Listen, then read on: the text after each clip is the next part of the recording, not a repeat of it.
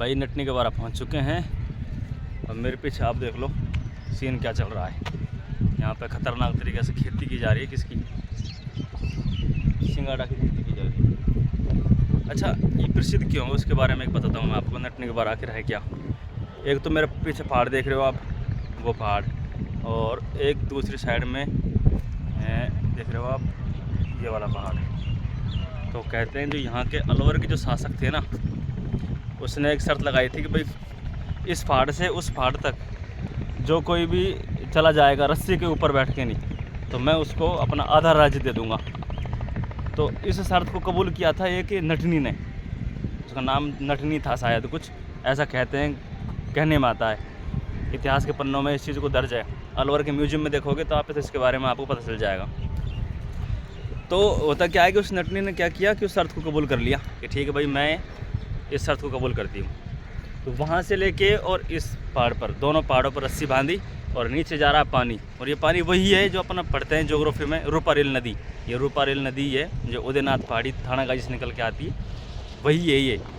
तो दोनों पहाड़ों पर रस्सी बांधी और नटनी को बुलाया, महाराज आए अलवर के। तो नटनी ने शर्त कबूल कर ली और इस चोटी से उस चोटी तक दोनों तरफ वो पहुंच गई थी। किसको? रस्सी को छड़ के नहीं, यानी कि रस्सी के ऊपर से निकल गई थी। इस नदी को उसने पार कर दिया था। तो जैसे ही पार किया तो उसने शर्त अपनी मान ली। राजा ने भी कि हाँ भाई ठीक है, आपने शर्त पूरी कर ली और आप जीत गए। लेकिन जब उसने देखा कि यार मान लो उसके पास छोटी सी बच्ची थी जो दूध पीती थी, अगर मेरे कुछ हो जाता तो मेरी इस बच्ची का क्या होता। तो उस बच्ची के चक्कर में, क्योंकि माँ की ममता ही ऐसी होती है, और उस बच्ची के चक्कर में उस हार्ट अटैक आ गया था। ऐसा कहते हैं कि भाई हार्ट अटैक से उस नटनी की मृत्यु हो गई थी। और उसी के नाम पर इसका नाम पड़ गया था नटनी का बारा, जो कि अलवर महाराज ने रखा था, ऐसा कहने में आता है। तो तब से ये प्रसिद्ध है। और ऐसा यहाँ पर है कुछ भी नहीं, एक यहाँ पर शिव मंदिर है और ये है नटनी का बारा। यहाँ पर इसको पुल बना दिया, मछली हैं, कछुआ हैं, तो लोग क्या करते हैं कि आ जाते हैं चोगा डालने के लिए।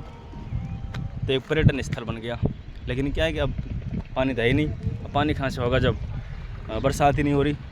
वर्षा ऋतु होती है तब तो बरसात भी आती है, तब यहाँ पे थोड़ा बहुत पानी आता है। और अब पानी का तो कोई सीन है ही नहीं, यहाँ पे कोई थोड़ा बहुत आ रहा है, क्योंकि नदी तो है रूपारेल नदी।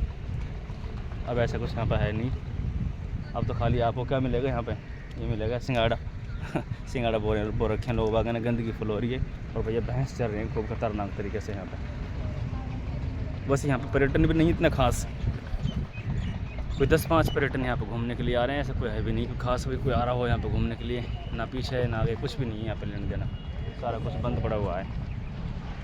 तो भाई ठीक है, मिलते हैं आगे, चलते हैं अपन नलदेश्वर महादेव मंदिर की तरफ, मिलते हैं आगे आपसे। Thank you.